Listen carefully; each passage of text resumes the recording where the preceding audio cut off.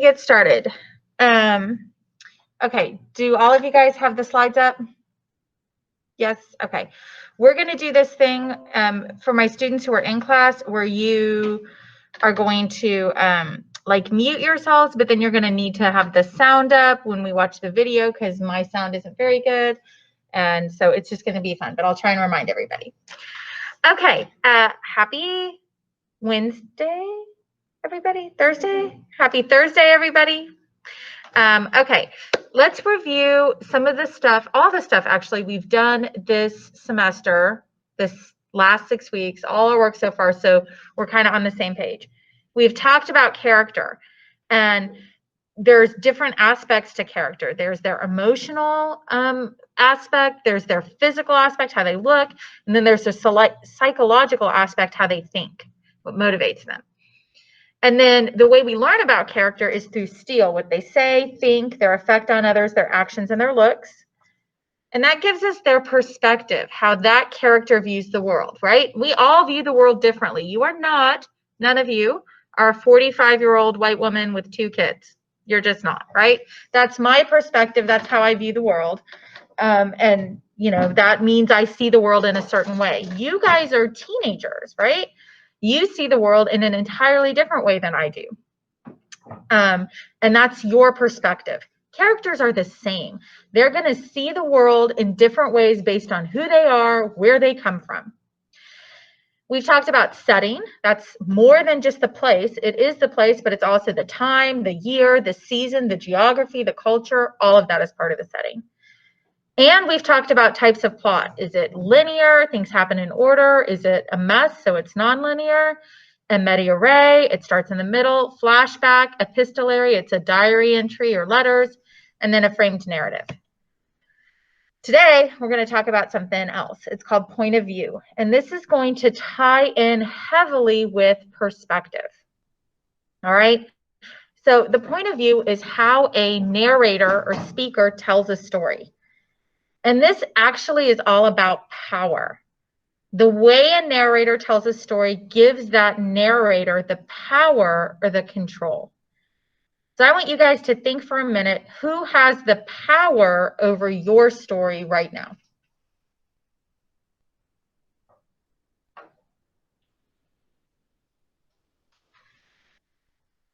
Anybody want to tell me who they think has the power over their story?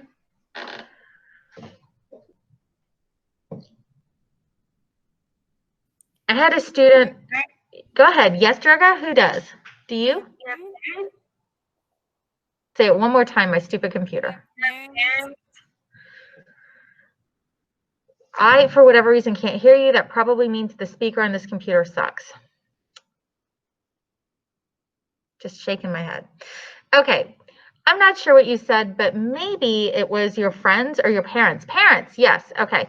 And let me just tell you that my daughter Lizzie and I are going through this right now. So if you know Lizzie and you tell her that I'm talking about her in class, you are taking my life in your hands. She will kill me later. All right. But let me just say that, and this is pretty typical for parents and kids, Lizzie is becoming so independent, right? She's supposed to. She's almost 18. She's about to go to college. She wants to do life on her terms. I am her parent, and I am half in a panic all the time that she is growing up and going to leave me, and I haven't taught her everything I need to teach her, right? So I am desperate to guide her and teach her, and I have the power to help her grow into who I think she needs to be. She wants the power to write her own story now. She's let mom have the power for most of her life. It's her turn, right? You guys feel this with your parents at all, right? It's that push-pull. It's very common at this age. It's just how I did life with my parents and how you'll do life with your kids someday. In a story, the narrator has the power because they have control over what we see and how we see it. So we're going to watch a video in AP Classroom right now that is going to talk about this idea of point of view, the narrator, and power. So I'm going to mute myself, and then I'm going to turn that video on. If you're in the classroom, you're going to want to turn your sound up so you can hear.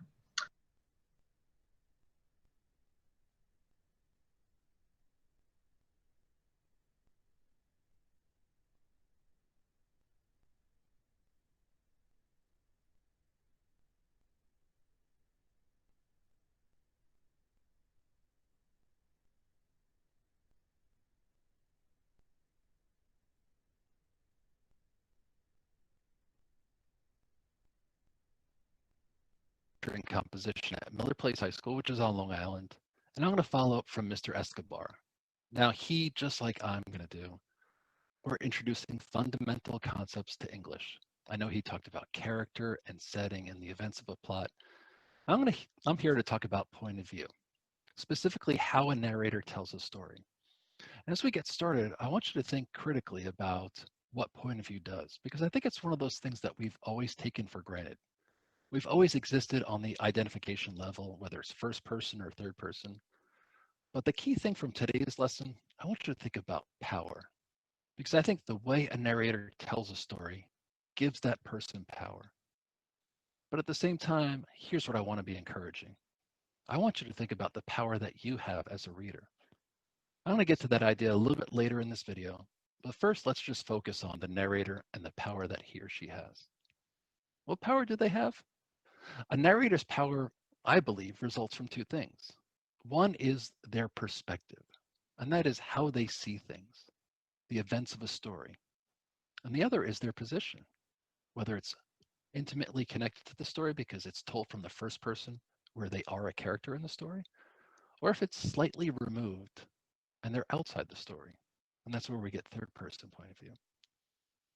So let's look at an example.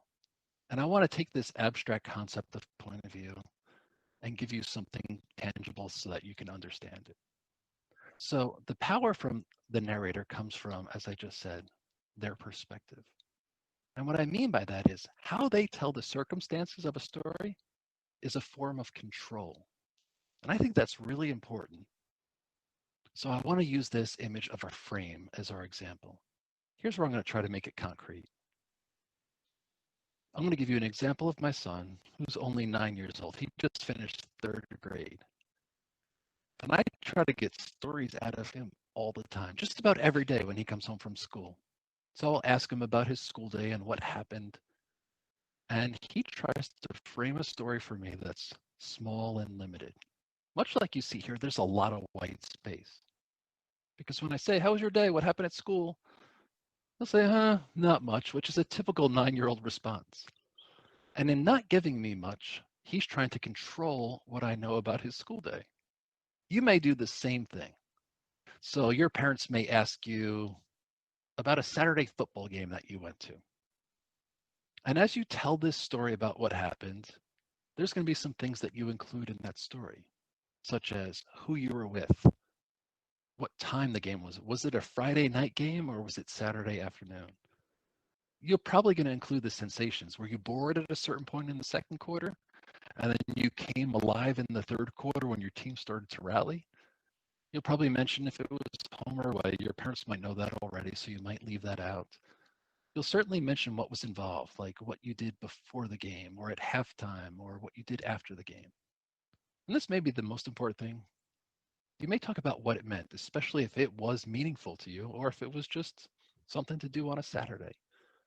And in including all these details, you're exercising control because you're having power over how this story is told. You're controlling what your parents know. The other way that the narrator can exercise power in a story is from their position. Now, I mentioned this earlier, and I said position could be the first person point of view or the third person point of view. So if we look at our frame again, the easy way to remember it, and this is probably going back to something that you've learned in middle school, with the first person point of view, the narrator is in the story. They are a character. So you're going to see words like I, me, and we. And this is something that I'll break down in the next video in greater detail, and you'll also be able to see it in context. The other way that a narrator can tell a story is if they're outside the story. And this is when they're not a character themselves, but it's almost like a reporter reporting on the events of a story distant from it. And that's why we get this idea that they're outside the story. They're not intimately involved in it. So what power does a reader have? I mentioned this earlier, and I wanted you to think about how you can exercise some control, that we don't have to submit everything to the narrator in terms of how a story is told. Well, if we go back to that frame and all those details I mentioned earlier about the football game and your parents have the power to question everything. And this is what I do with my son. I'm always asking him, What did he do in art? Who did he sit with at lunch? Who did he ride the bus home with? And in doing so, I'm trying to expand that frame and be critical of his day. Not critical where I'm trying to criticize, but I'm trying to get him to think deeper about the events that he shares with me. And I'm sure your parents do the same thing. Whether it's a football game or a school event or just hanging out with your friends, they want to know more. And I use this because this is the analogy of what good readers do all the time. They're asking questions of a story, and not just of the events. They're asking questions about how the story is told and who's telling it and what perspective they're telling it from. And that allows them to understand the story on a better level. So what should we take away in this video? Here are the two main ideas that I want you to keep with you. That there's going to be a relationship established between the narrator and reader. Because the narrator controls how a story is told. And you may like this narrator, you may despise this narrator, but in a way, that's going to create some type of relationship. Maybe positive, it may be negative. But we don't have to submit all the power to a narrator. In a sense, when we focus on the perspective, the position that someone's taking, as well as how they see things, and we question those things, we can come up with a more critical understanding of the text and really see what's in that frame as well as what's outside that frame. Because if we think about storytelling, every story has limitations, and a narrator is going to show us what they see. And just like in this image here, there's a lot in that frame right there, but there's also things outside that frame. And it's our job as readers to question what is there, but also what's not there that we want to know more about. Now, in upcoming videos, I'm going to break down the first-person point of view using Cathedral. It's one of my favorite short stories, as well as The Lottery, which uses third-person point of view. I hope you join me, and I wish you well, my friends.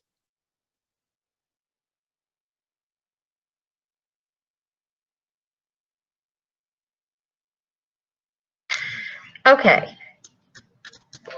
So you guys are going to mute if you haven't already, if you're in class. If you're not in class, okay, so hopefully you guys have a pretty good idea of what point of view is and why it's important and what that idea of power means, because that's what we're looking at today. We're going to go through all the different points of view today, and then I've got an assignment for you about charting the points of view. Okay, so a narrator's power results from, just like our speaker just said, results from their perspective, how they see things, and their position, how connected they are to the story. When studying point of view, we want to look at those pronouns. Because if we see first person pronouns, that means it's first person point of view. So let's talk about pronouns for a second and how important they are. These little parts of speech often get overlooked. I don't think they're treated with as much respect as they deserve. I'm going to get a little nerdy English teacher on you guys right now. If we didn't have pronouns which replace nouns, pronouns like I, me, my, we, us, and our, think about how I'd have to tell you about my day. Kelly Ritchie woke up this morning. Kelly Ritchie got dressed. Kelly Ritchie got in Kelly Ritchie's car and drove to Southwest High School. Then Kelly Ritchie went into Kelly Ritchie's classroom and taught Kelly Ritchie's students. That's so inefficient, right? It's annoying. Think about how that sounds now with pronouns. I woke up this morning. I got dressed, got in my car, drove to Southwest High School, went to my classroom and taught my students. Way more efficient because we have those pronouns.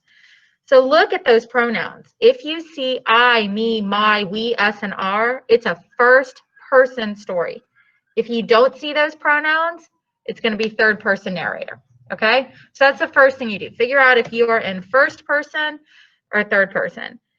Each of those points of view has strengths, and each of those points of view has limitations. Okay? So we'll be looking at each of those as we move through points of view. The first person is when a character in the story is telling the protagonist's story. So this is somebody who's super intimate, not like in a romantic way, but involved in the story. They're a character in it, and they're telling the protagonist's story. They could be the protagonist themselves. Or they could be a character that we say is a peripheral character, not a main character, but someone on the outside. If you've ever read The Great Gatsby, or if you've seen that movie, Nick is the narrator. He's telling Gatsby's story. He's not a main character. Gatsby and Daisy and Tom, they're the main characters. But Nick is on the outside looking in, telling that story. Okay? Still a first-person narrator, not a main character. It doesn't matter. He could be the main character. It doesn't matter. But he's telling the main character's story. We see the story through their eyes. All right? This means the narrator has full control. Their biases, their understandings of other characters, that's what we see. We are looking through their eyes. And the way we can take control back from the narrator is by asking questions. Is this narrator reliable? Can we trust them? Let's look at everyday use. We read this story in class. It was about Mama and Dee and Maggie.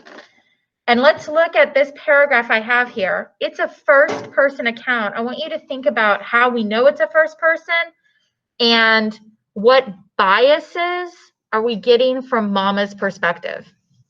So let's just look at this paragraph.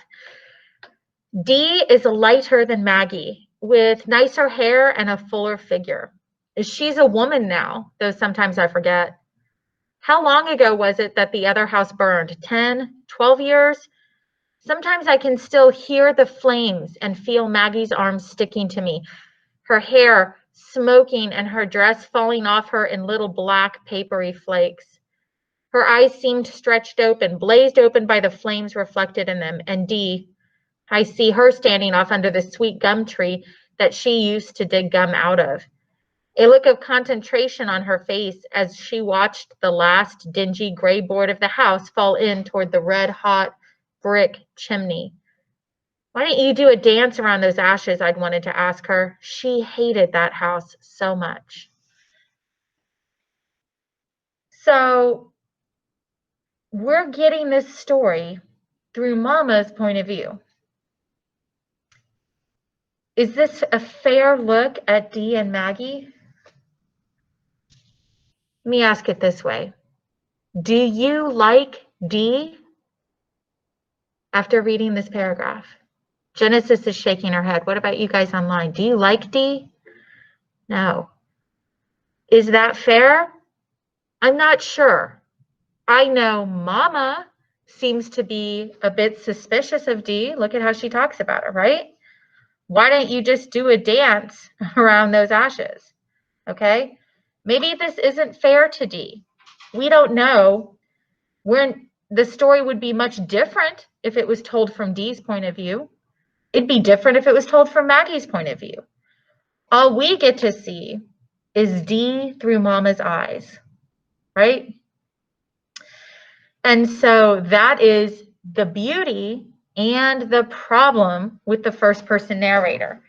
Is that narrator trustworthy?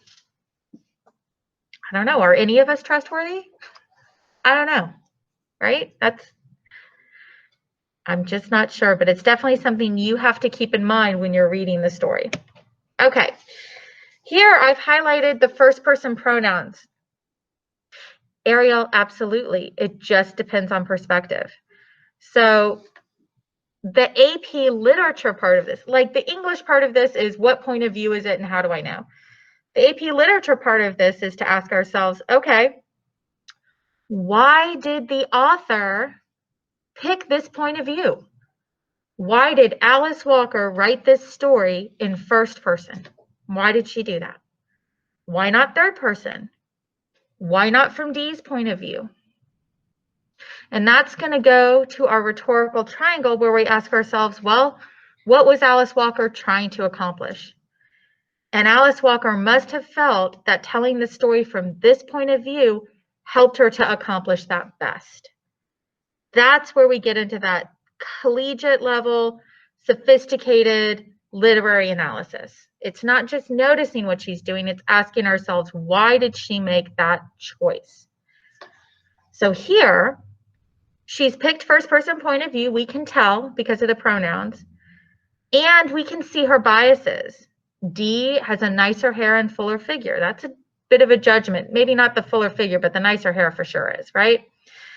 And then, why didn't you do a dance around those ashes? I wanted to ask her. She hated that house so much. That's Mama. That's us seeing D through Mama's eyes, and maybe the anger there, right? The frustration, the dissatisfaction. Okay, so that's one type of point of view, first person. Now let's look at third person limited. With this point of view, we are distant, okay? It says distant yet close, but we're not. We're really just distant. The last short story we read, The Lottery, this is third person limited. We're going to watch this guy talk one more time, well, two more times, but this time he's going to talk about the lottery. So let's take a look at what he has to say.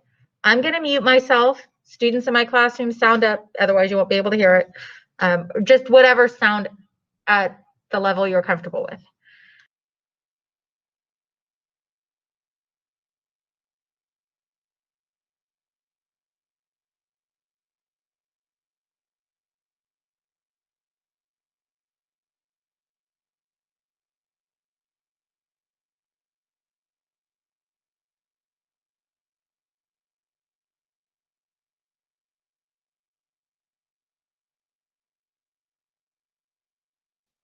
Hey everyone, I'm Brian Stabnick. I'm from Miller Place High School, which is on Long Island, and I've been teaching AP Literature and Composition for over a decade. And once again, I'm going to talk to you about narrative. It's one of those skills and it's one of those techniques that an author uses that's so easily overlooked because we often just identify it.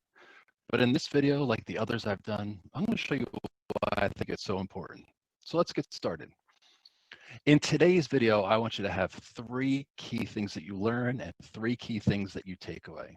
The first is the third person omniscient point of view. I had touched upon this in a previous video, but I thought I'd come back and give you some more information so that you could see it in context. I'm going to talk a little bit about how it differs from objective and limited. And if you remember, limited is what we looked at in the previous video. And we're going to see a text. We're going to do a close reading of a text that has third person omniscient. And we're going to come to that thing that I said just a second ago. We're going to see why it's important. All right, this is all review, so I'm going to read it right off the screen. It's probably stuff that you've heard a million times before, but I think just the repetition helps a lot. And that is, third person point of view exists when the person telling the story is on the outside looking in. The narrator is not a character in the story. Of course, if the character is in the story, that's when we have first person point of view. Now with third person, there are 3 types. Objective. Now that's when the narrator does not convey the thoughts or the feelings of any character. And in a way, it's very neutral. You just get almost a reporting style of the events of a story. Limited is when a narrator knows the thoughts of a single character, or maybe 2 or 3 at best. But omniscient, and this is what we're going to focus on today, is when the narrator is aware of the character's thoughts and feelings. I use this example because it comes from Latin, and it's one of those things that almost like PEMDAS has stayed with me since middle school. My middle school English teacher talked about omniscient comes from the Latin meaning all, omni means all, and where we get the word science, the root word comes from Latin, scientia, that means knowledge. So, of course, omniscient means all-knowing. Hopefully that stays with you too. All right, here's our example, and it's from The Story of an Hour by Kate Chopin. I'm going to read you this text here, and I just want you to pay. I have to stop for just a second and tell you I'm showing you the wrong video, but that's okay. We're going to get the right video. We're going to watch this one, and then we'll go back and get the right one. I'm so sorry. Pay attention to point of view. It's what we've been focusing on. You'll probably know right away that it's third person, but maybe as I read it, try to pick up on the clues that let you know that we're getting an insight into the thoughts and feelings of characters. Knowing that Mrs. Mallard was afflicted with a heart trouble, great care was taken to break to her as gently as possible the news of her husband's death. It was her sister Josephine who told her, in broken sentences, veiled hints that revealed in half concealing. Her husband's friend, Richards, was there, too, near her.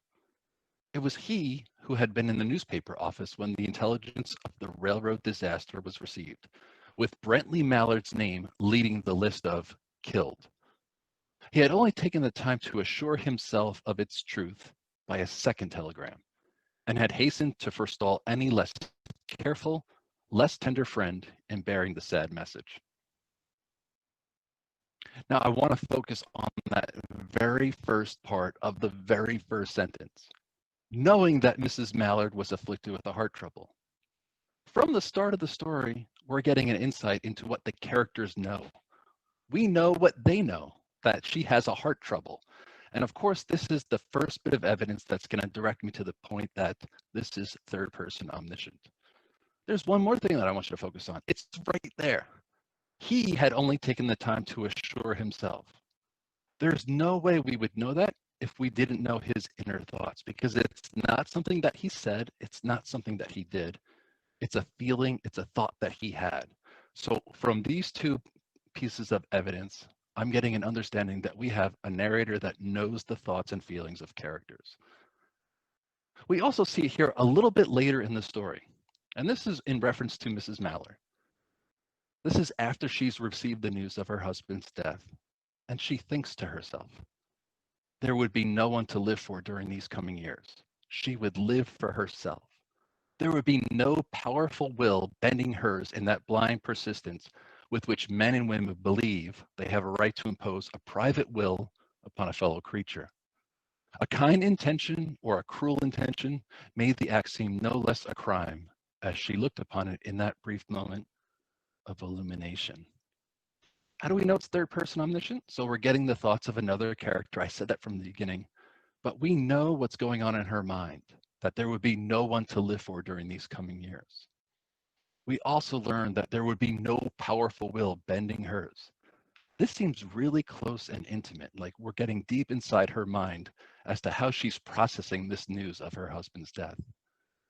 And finally, as she looked upon it in that brief moment of illumination, we're getting a sense of what she is seeing. So why is this so important? Well, third person omniscient. It is distant because the narrator is not a character in the story, yet it feels so close. And that last passage, I think, demonstrates it perfectly because we are so intertwined with her thoughts. We're feeling what she feels. We're thinking what she thinks. In this story specifically, I think it builds sympathy for the protagonist. If you remember that first sentence about her heart trouble, so the news had to be broken to her gently.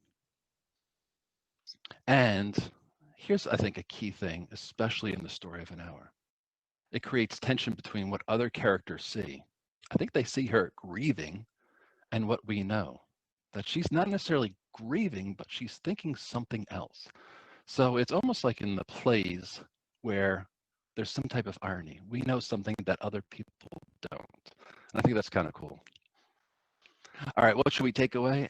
As we exit this video, I'm going to give you a brief overview of everything that we've learned so far about narrators. Now, if you remember with third person, there are three types.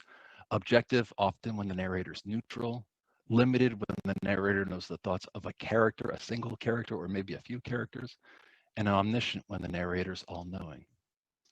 Going back to when we looked at Cathedral, I also talked about first person point of view and how there's an intimacy there because you're seeing things through the lens of one person. But because it's only one person, in a way, that lens is going to be biased because you only see what they see. But as we leave this video, here's the key thing. I started off by talking about power. And I enforced the idea that whoever tells the story has power over that story because they're going to control the narrator. They're going to control the narrative. But in a way, each point of view has certain strengths and certain powers. There's also certain limitations because we can't see everything. And here's the thing that I want to leave you with. It's your job as a reader to ask those questions about what a narrator knows and what they don't know, what they're revealing, and maybe what they're keeping from you for a deliberate reason. Because I think really good authors do this really cool skill. They choose a point of view that best suits their story to create some type of suspense, intrigue, connection, interest, all those things that make reading so enjoyable. All right, in my next video, I'm going to start talking about claims, and we're Okay. So that was one of the videos that was talking about third person omniscient, right? And that was from the story of an hour. And that's where we're outside and we are we're distant yet close, all right, where we get to see what that reader said, that character thinks, and we get to kind of get into their mind. We're going to watch the last type of video today, and that is on the lottery, okay? And I really want you to think about what he's going to say about the lottery. It is detached, all right? This third person limited is detached. So that's what I want you guys to think about. Let's go into that video now. Last video, I promise. I'm going to hit mute. We're going to watch it, and then we're going to talk, and I'll give you the assignment.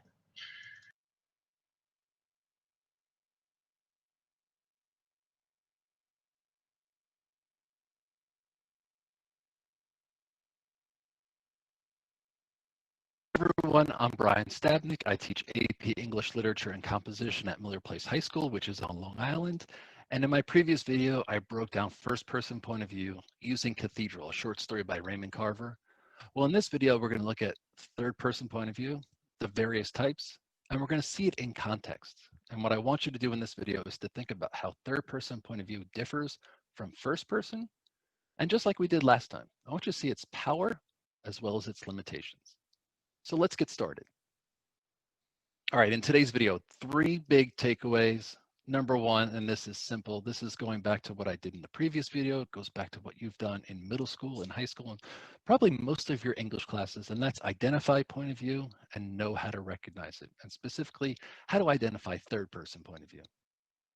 Second thing, we're going to look at why it's important.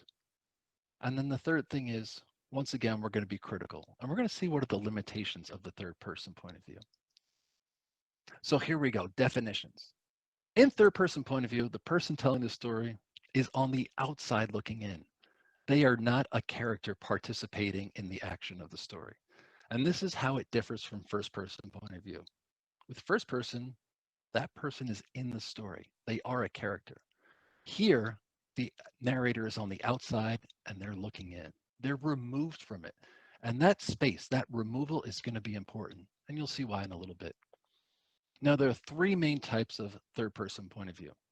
The first is objective, and this is where the narrator does not convey the thoughts and feelings of any character, and they relate the events in a neutral way. Another possible third person point of view is limited. This is when the narrator knows the thoughts of a single character or only a handful of them. And then there's this final one, omniscient. And I had this middle school English teacher when I was growing up who said omni means all, scient means knowing, and omniscient means that the narrator's aware of every character's thoughts and feelings. Let's break it down. Here's an example, just like I mentioned, it's The Lottery by Shirley Jackson. And I'll read this paragraph to you so you can get a feel for it. And I want you to pick up on some of those cues as to which type of third person point of view we have here. Soon the men began to gather, surveying their own children, speaking of planting and rain, tractors and taxes. They stood together, away from the pile of stones in the corner, and their jokes were quiet, and they smiled rather than laughed. The women, wearing faded house dresses and sweaters, came shortly after their menfolk. They greeted one another and exchanged bits of gossip as they went to join their husbands. Soon the women, standing by their husbands, began to call their children, and the children came reluctantly, having to be called 4 or 5 times. Bobby Martin ducked under his mother's grasping hand and ran, laughing, back to the pile of stones. His father spoke up sharply, and Bobby came quickly and took his place between his father and his oldest brother. So what point of view do we have in the lottery? Well, I didn't see I didn't see we, I didn't see me. So I know that the narrator is not an active participant in the story. It's someone removed from it. So this narrator is outside the story. So I know from that we have third person point of view, but I'm going to go back one slide. I'm going to look closely. I don't see anywhere where the narrator knows the thoughts of the characters. And my eyes are going right to the middle of the page, and I'll read the sentence to you. The women, wearing faded house dresses and sweaters, came shortly after their menfolk. They greeted one another and exchanged bits of gossip as they went to join their husbands. I get no sense of their thoughts and feelings there. In a way, it's almost cold and detached. So as we move forward, I'm realizing that removal, that space where this narrator is disconnected from the story and, in a way, disconnected from the characters, makes me believe that this is third person objective. Now, why is this point of view important in the story? Why would Shirley Jackson write this story and leave out the thoughts and feelings of the characters, perhaps of all the characters, or maybe even just a handful of them? Why did she choose to be so objective with this narrator? I got a couple ideas based on the text. So here were my initial thoughts.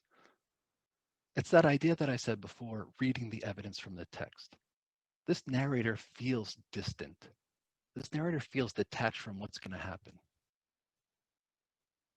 In a way, it's almost like reporting, where you just state the facts. It's just showing a process that's unfolding, and we don't get thought. We don't get feeling behind it. And that's why I used that word cold before. It's almost unemotional. And I think this may be the key thing. I want to know who these characters are. I want to know what they're thinking and what they're feeling and why the narrator mentions stones twice in that paragraph. There's so many questions, and this is that power that I talked about before. It's forcing me to question this text and really think critically about why this is happening. So in this video, I want you to have some key takeaways about third person point of view. There are 3 different types.